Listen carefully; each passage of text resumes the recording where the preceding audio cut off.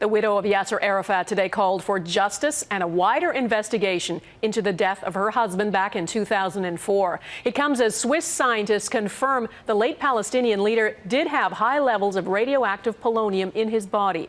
Israel has denied having anything to do with it, but as Stuart Greer explains, the revelation could scuttle a new effort to kickstart Mideast peace talks.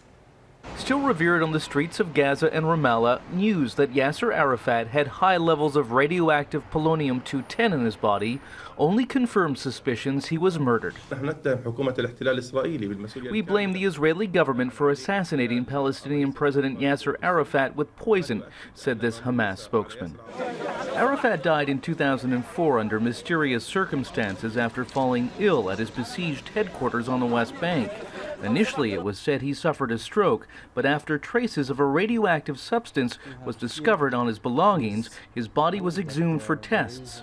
Swiss scientists today confirmed Arafat had 18 times the environmental levels of polonium in his body, and that it was inconceivable he could have been accidentally exposed to such a high amount. Well, it's difficult to imagine that in case of President Arafat, a polonium source could be present in the room where he lived at that time. Israel denies it played any role in Arafat's death. A former spokesman at the time for Prime Minister Ariel Sharon says there was no reason to.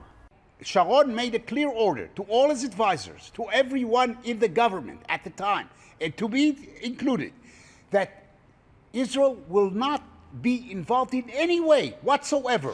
All this comes at a sensitive time. U.S. Secretary of State John Kerry is in the region meeting both Israeli and Palestinian leaders in hopes of reviving the stalled Mideast peace talks. We are so angry. Arafat's widow Suha is demanding justice, but isn't laying blame.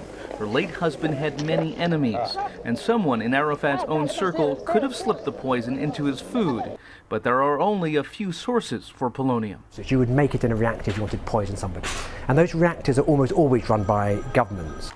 More revelations are expected in the coming days when a Russian forensic report into Arafat's death is released. Stuart Greer, Global News, London.